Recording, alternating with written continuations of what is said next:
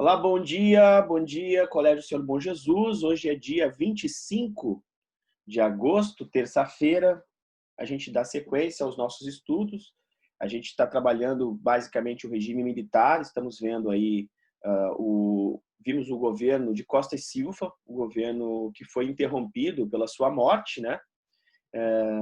E, e a gente observou que houve um golpe, né, com o Pedro Aleixo ali, um governo da linha dura, extremamente autoritário, que vai imprimir o, o item, né, a lei, o ato institucional mais temeroso, né, ou seja, mais restritivo da história do Brasil, que é o ato institucional número 5, e vai transformar o Brasil num país sem democracia completa, né, sem possibilidade de negociação. Nós vamos ver o ano de 68, né? O final desse ano de 68. Um ano extremamente efervescente em termos de manifestações, não só no Brasil, por conta dessa intransigência do regime militar, mas também um momento de efervescência no mundo todo, né? Eu pedi a vocês que verificassem, que pesquisassem, né, no Google sobre 1968 e as suas transformações, né? Então, há centenas de filmes, documentários, falando sobre esse ano de 68, final da década de 70, extremamente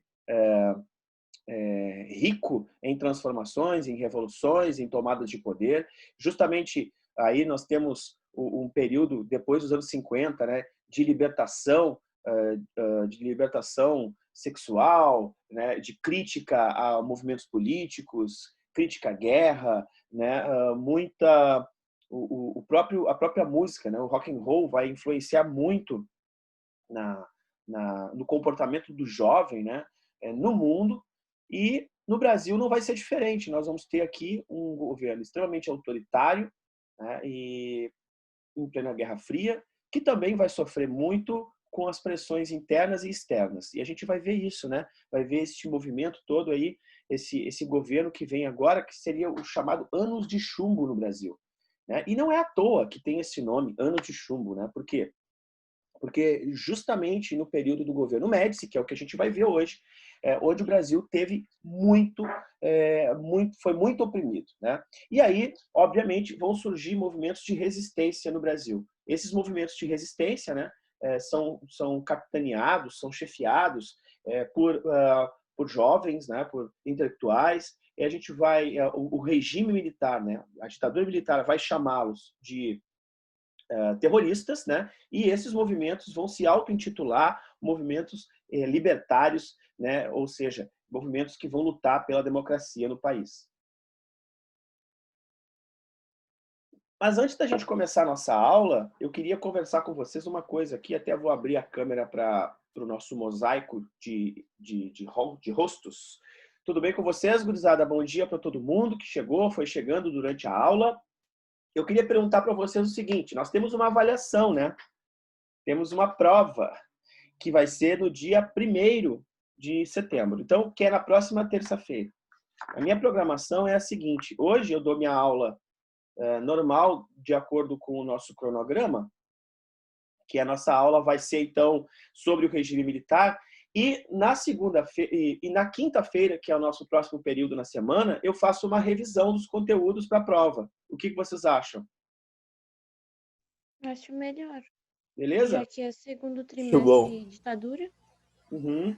Tá. Então, eu gostaria que vocês se organizassem, então, certo? Eu queria dizer o seguinte: a nossa prova, ela não vai fugir nada daquele roteiro que eu passei para vocês das ponderações do primeiro trimestre. Então, é aquele roteiro de questões ali. Se vocês responderem aquele roteiro de questões, vocês já vão estar estudando para a prova, tá? Então, eu gostaria que vocês fizessem aquilo, me reenviassem. Quem já fez pode me reenviar o arquivo, reenviem aquele documento para mim até o dia 14, né? Mas se vocês fizerem esse documento, vocês vão ter as questões, né, os debates, né, as proposições para a prova de vocês, que é uma prova muito simples, é uma prova de 10 questões. Vocês vão ter o dia todo para fazer essa prova, se eu não me engano, né? Que começa às 7h30 e vocês podem entregar a prova até às 5h15 da tarde, né? Então, vocês vão poder fazer pesquisa e tudo. Não é uma prova absurda, mas, de qualquer maneira, eu vou fazer a revisão com vocês, então, na quinta-feira. Tá bom, pessoal? Beleza. Então, tá. Então, vamos para a aula hoje, né? Então, como é que esse governo... Professor, Oi. uma pergunta. Qual é o trabalho ou atividade que vai valer junto com a prova? Bom, olha só, tem várias coisas que vão valer junto com a prova, tá? Desde de assistir a minha aula, que agora daqui a pouco eu vou fazer uma foto, mais adiante um pouquinho, eu faço uma foto dessa tela aqui, e aí eu já faço a chamada também, né? Então tem muita gente que não assiste a minha aula, né? Tem muita gente que não entra na minha live. Então isso aí conta também, isso claro que conta, né? Como se estivesse indo a aula, né? Outra coisa é os trabalhinhos que eu peço para vocês, né? Eu pedi no começo da pandemia, pedi que vocês fizessem alguns trabalhos e me enviassem. Mas o mais importante é as ponderações do primeiro trimestre. Está lá na Iônica, vai lá na Iônica, pega esse arquivo, faça, responda e me reenvia esse arquivo. Tá certo? Quem me perguntou isso foi o Vitor. Certo? Então, Vitor. Vamos para a aula, então. Então, o governo que a gente vai ver hoje é o governo do senhor Médici. Como eu disse para vocês, o Médici vai ser chamado de governo de chumbo, ou o governo da linha dura, né? O governo mais contundente de todo o momento histórico. Aqui, ó, reparem, ele vai de 69 a 74, né? Então ele cumpre todo o governo. 74 é um ano muito importante para a humanidade. Você sabe por quê?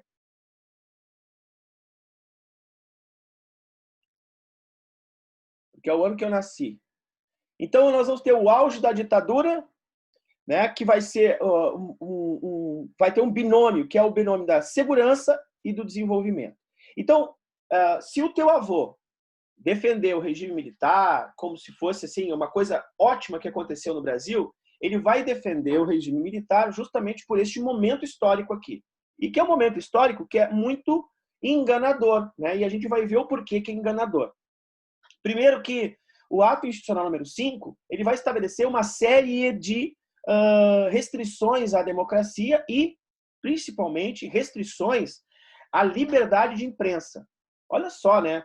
Nós estamos em pleno século XXI, estamos no ano de 2020, um ano ímpar, apesar de ser par 20, né? Mas um ano muito diferente de tudo que a gente está vivendo, porque a gente está discutindo uma série de coisas que não precisaria ser discutida, como, por exemplo, liberdade de imprensa hoje. A gente discute hoje liberdade de imprensa, né? Quer dizer, é uma coisa absurda. Por que eu estou falando nisso? Porque neste momento histórico, no regime militar, a imprensa era censurada. Então, todos os editoriais de imprensa, tudo que saía na rádio, antes de ser veiculado pelas rádios, pelos jornais, pelas revistas, antes de uma peça de teatro ser exibida, né, para o seu público, antes de um filme rodar num cinema, tudo isso passava pelo crivo, pelo olhar de homens que eram censores do exército, né, censores do governo. Esses censores, eles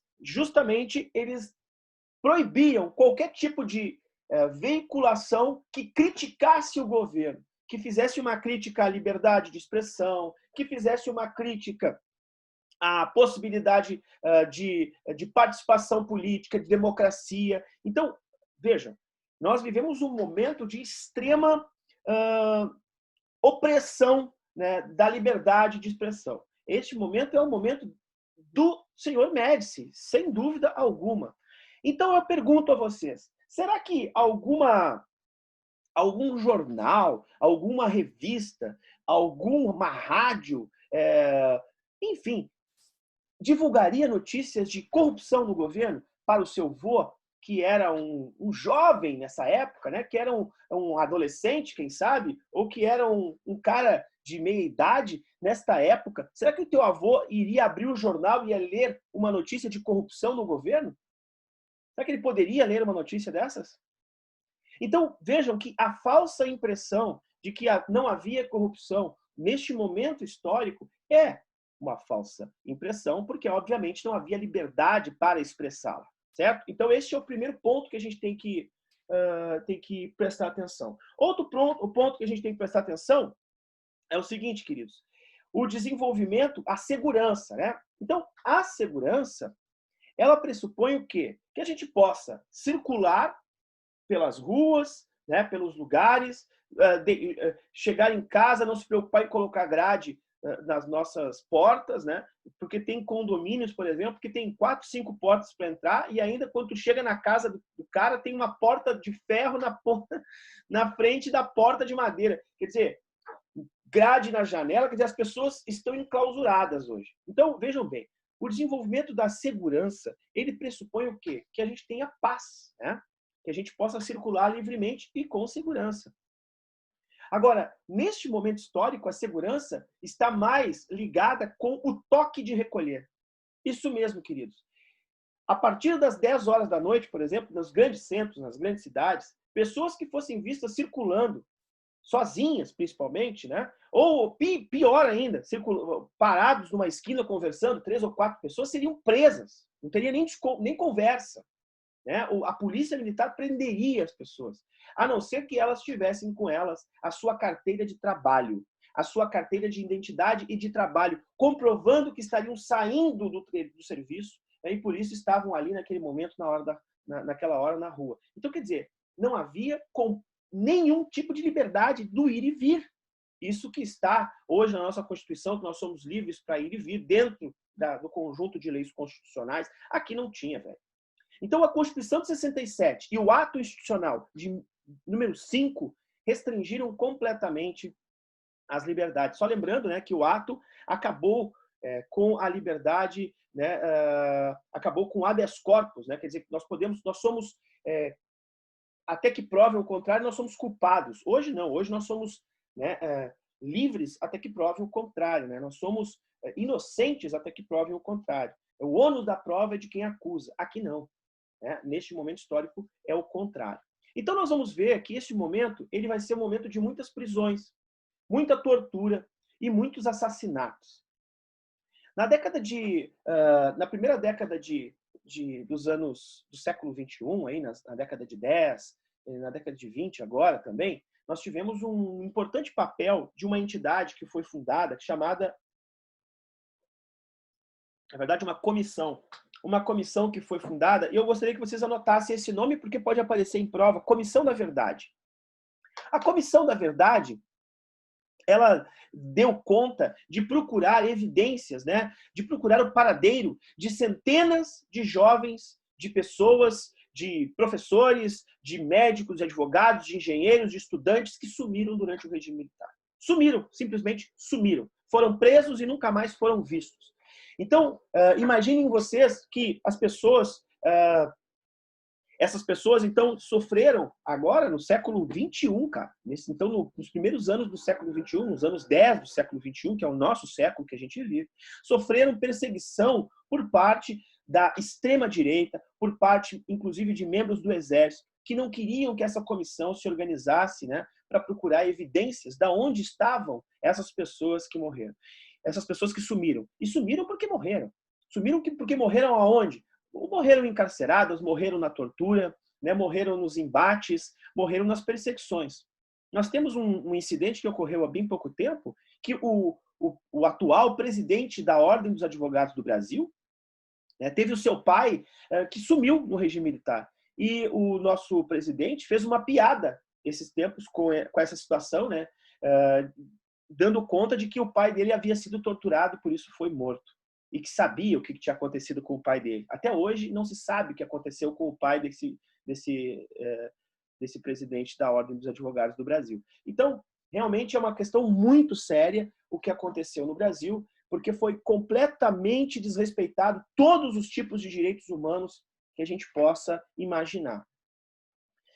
Repressão intensa, eliminação de guerrilha de esquerda, nós vamos ter então entidades como o Sistema Nacional de Inteligência, SNI, DOPS e DOI-CODE, OBAN, são todos órgãos do governo de inteligência do governo que vão justamente perseguir os, entre aspas, contraventores, né? Que são aqueles jovens que estão nas organizações de guerrilha, né? São as guerrilhas urbanas e guerrilhas rurais.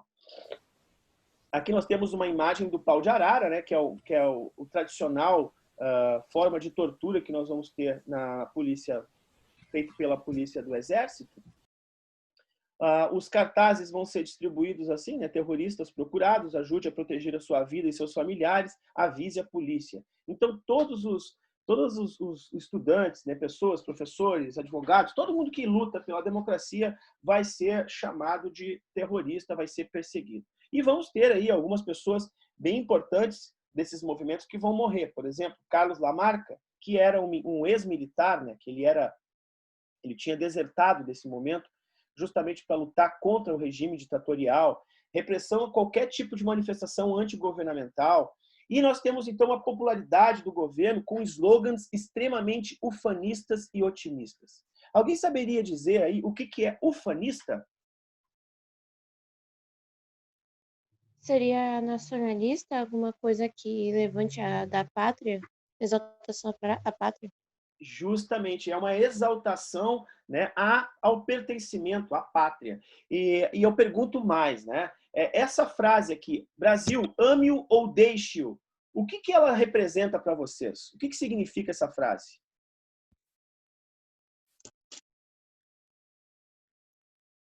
O que vocês acham? Alguém gostaria de comentar sobre ela? Ou tu aceita ele como ele tá, ou tu vai ser expulso, ou sai por livre. Ou sai fora, né? Existe aí uma intolerância em relação ao cara que faz a pergunta, né?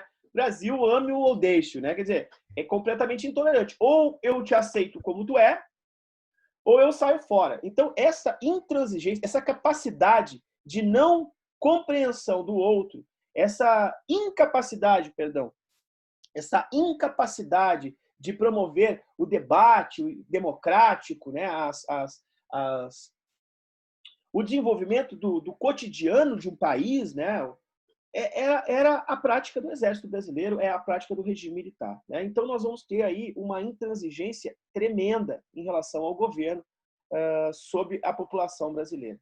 Mas não fica por aí, porque os anos 70 eles foram marcados por grandes conquistas. O Arthur aí, que eu sei que gosta bastante desse assunto, né? Porque vai querer fazer jornalismo, principalmente na área de esportes, né?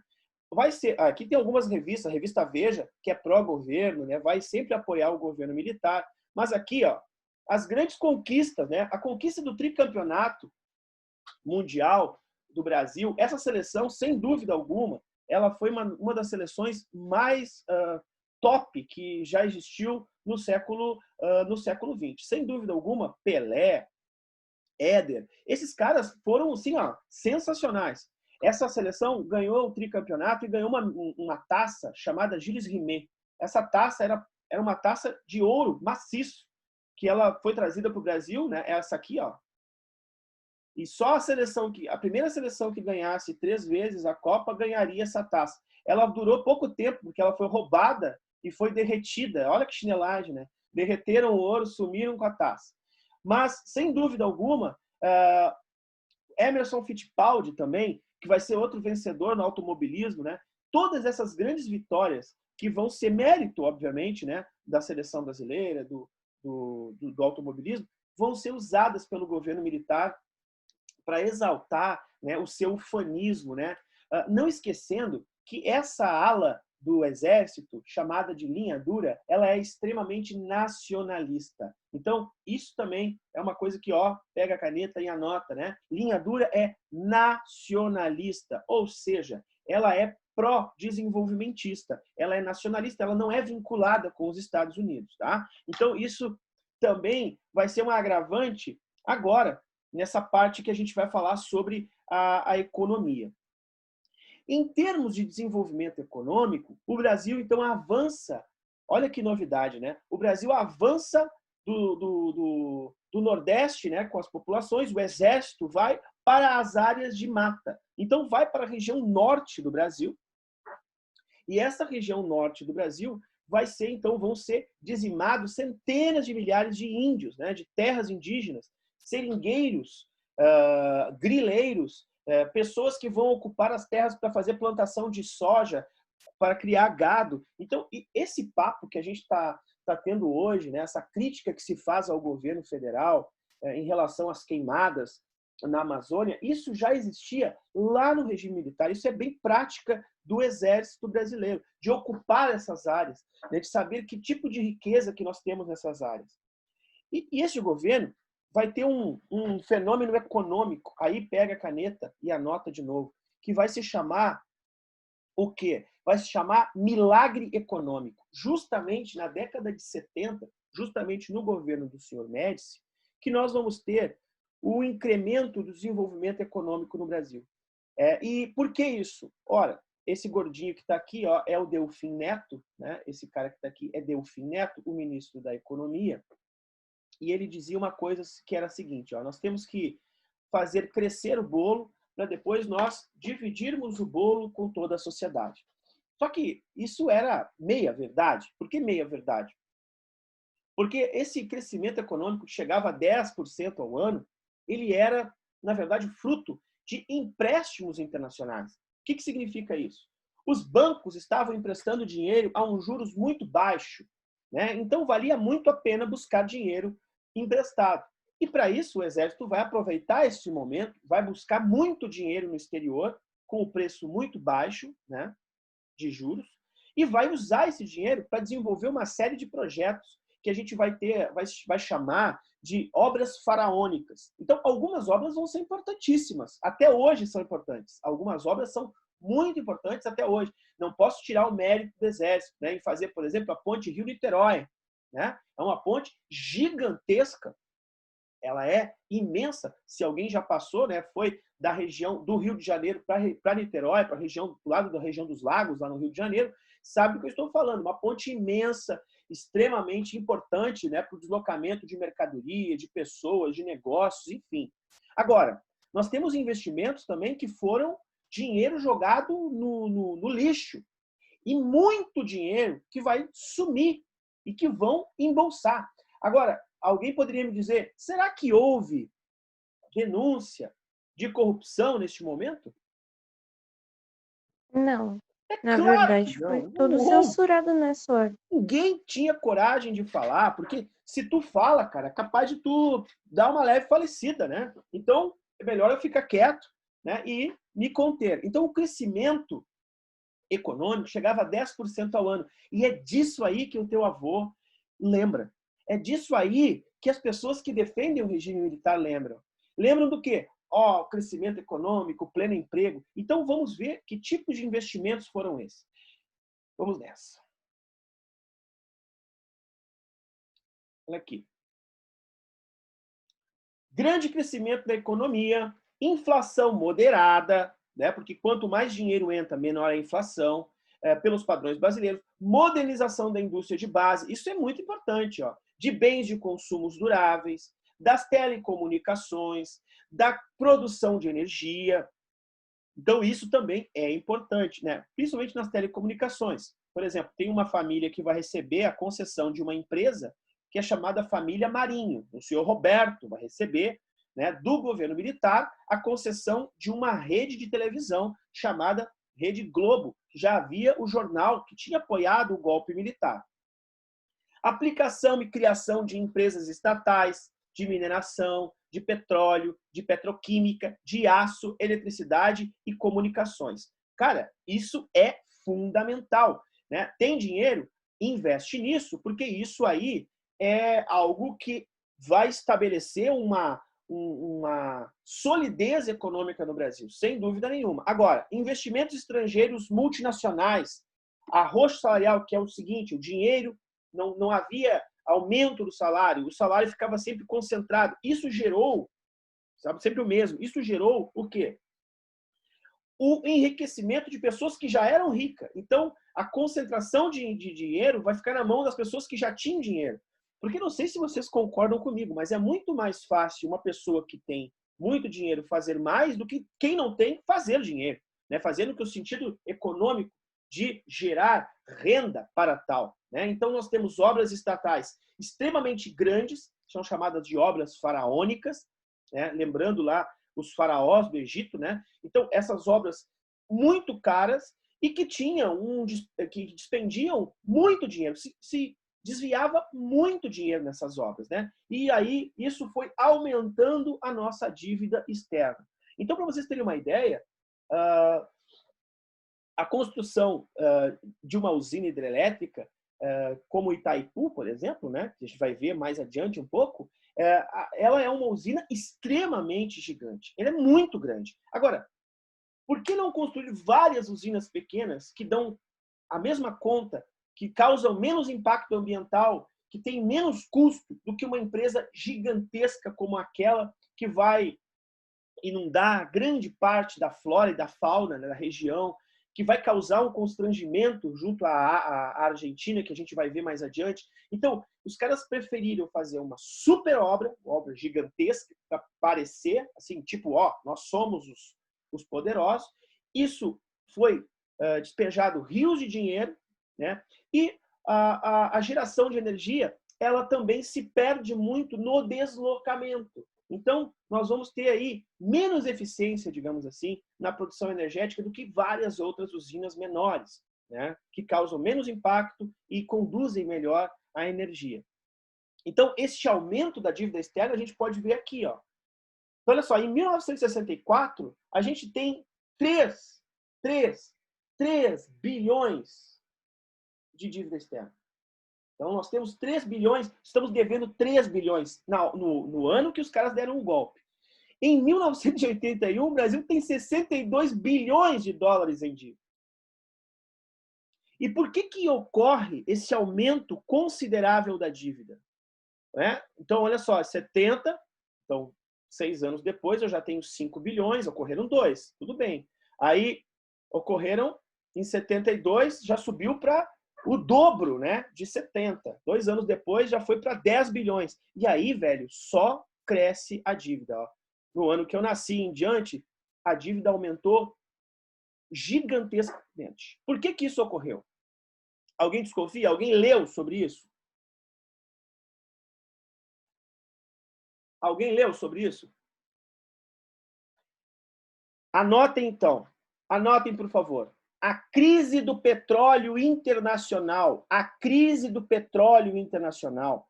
Né? Isso vai triplicar a nossa dívida no âmbito internacional. Como o Brasil buscou os financiamentos em dólar no exterior, ele está fixado em dólar.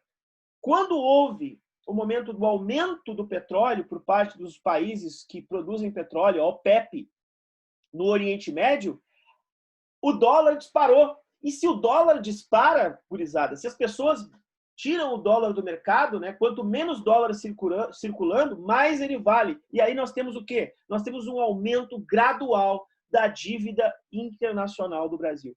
Por quê? Ora, porque houve um momento de crise global. E essa crise global, ela gerou o aumento, né, de 10 vezes mais da nossa dívida. Então, isso contribuiu e muito para que o Exército começasse a pensar em largar o governo no Brasil.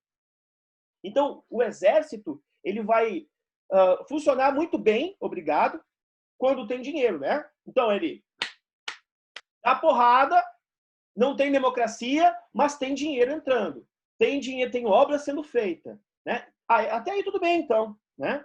A gente apanha, mas a gente está vendo a economia fluir, está vendo o Brasil crescer economicamente. Tudo bem. Agora, no momento em que não começa mais a entrar dinheiro, falta dinheiro para entrar, o Brasil começa a se endividar internacionalmente e as pessoas continuam apanhando e sem liberdade de expressão e sem poder exercer suas funções, sem poder circular, bom, aí já começa uma pressão interna a questionar esse governo. Então, vejam, até as pessoas que apoiam o governo vão começar a questionar este governo. Então, junto com isso, ocorria também no âmbito internacional, por parte principalmente dos Estados Unidos, que apoiaram o golpe, né? A gente viu aqui, os Estados Unidos apoiaram o golpe. Por parte dos Estados Unidos também uma crítica internacional sobre a política civil no Brasil. Então, os Estados Unidos também começam a criticar o exército brasileiro, principalmente na relação dos direitos humanos. E por que isso vai acontecer? Ora, porque o exército brasileiro, neste momento, ele é nacionalista. Ele visa o desenvolvimento, né, sustentável, o desenvolvimento das empresas nacionais. Então, vejam, é uma pressão interna e uma pressão externa, junto com uma crise econômica mundial que vai afetar principalmente as nossas finanças aqui no Brasil. Algumas obras importantes que eu falei para vocês, faraônicas, né? Olha só, Ponte Rio-Niterói está aqui. Essa estrada aqui é a estrada transamazônica. Olha só a ideia dos caras. Era de construir uma estrada que ligasse a Colômbia, o Peru, perdão, o Peru ao Nordeste, atravessando toda a floresta amazônica. É óbvio que não deu certo, né? Essa estrada, ela existe até hoje, tá? Ela é uma estrada de chão, assim, né? Tem partes dela que a floresta já engoliu. Quando chove, não dá nem para caminhar, porque o cara se afunda nessa lama aqui, né? Não conseguiram desenvolver. Foi caminhões de dinheiro que foram despejados aí, centenas de milhares de trabalhadores que perderam suas vidas, inclusive, para construir essa estrada, né? E não saiu do papel. Rodovia Rio-Santos, Ponte Rio-Niterói, Ponte Colombo-Salles, hidrelétrica de Solteira, hidrelétrica de Passo Fundo. Então, nós vamos ter também ampliação das milhas do nosso litoral, o que vai ser muito importante, principalmente para o petróleo, né? Para a extração de petróleo da nossa costa, do Oceano Atlântico, né? E a crise do petróleo de 73, 74, então, que vai abalar o milagre econômico. O crescimento de 10% ao ano vai ser restrito, né? Então, nós vamos ter aí um momento de crise no Brasil. Certo, pessoas?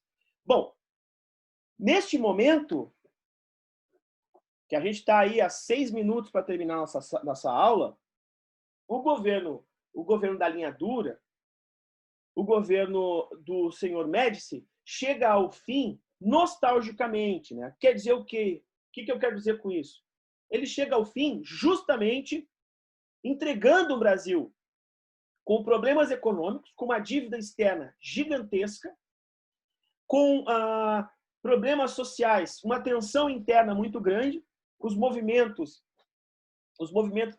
de luta pela liberdade, pela democracia, organizados em milícias, né, em guerrilhas. No âmbito internacional, o Brasil também não é visto como um país totalmente livre, é muito criticado. Então, nós temos aí uma situação muito delicada que somente a Sorbonne pode resolver. Então, o governo do senhor Ernesto Geisel, que estudou aqui no Colégio Militar de Porto Alegre, o senhor Ernesto Geisel, ele tem a missão, então, de começar a fazer uma abertura para a democracia, certo? Então, nós vamos ter a seguinte configuração. O próximo governo militar, que começa em 74, ele vai até 1979, fazendo um movimento, acenando para o movimento democrático, para o retorno do comando do Brasil aos civis. Só que isso não é rápido. Isso não vai ser rápido.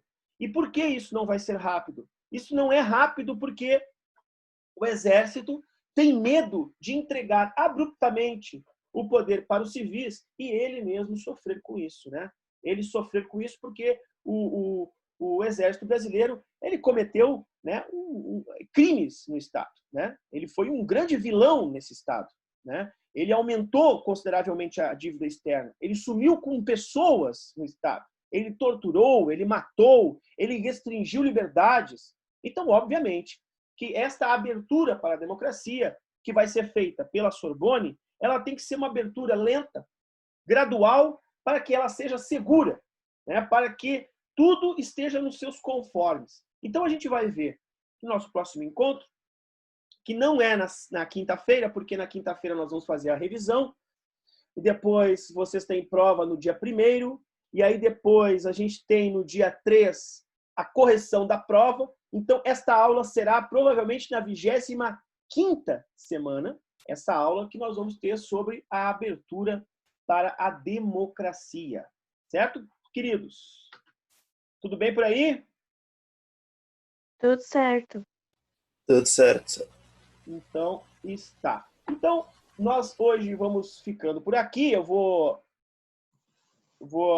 tirar uma foto aqui de vocês. Façam um sorriso, Kogati, só para ver quem é que está na aula hoje, né? Para eu fazer a chamada. Aí, galera, nós temos hoje em aula 16 alunos, né? Então é isso. Muito obrigado pela alguma pergunta. Alguém gostaria de perguntar alguma coisa que ficou em dúvida em relação ao que eu falei? Tudo tranquilo, senhor. Tudo tranquilo mesmo? Suave, senhor, tudo bem. E o Colorado, Sim, sim. o Colorado tá demais, hein, gurizada? O Colorado tá com tudo, rapaz. É o rolo compressor, hein? Eu vou te dizer. Parabéns aí, ó. O Arthur, o Pedro, que eu sei que são doentes pelo Inter. Estão com tudo, hein, velho? É o Cudê mandando ver. Só cuidado com o Grêmio. Uma hora tem que ir, né, senhor? Uma hora tem que ir. É verdade. Então tá. Beijão. Boa semana. Até quinta pra gente fazer a nossa revisão, então. Não esqueçam, ter revisão quinta-feira, tá? Tchau. Beijão, senhor. Feito, senhora. Professor. Então tá. Tchau, valeu. Ai, ai.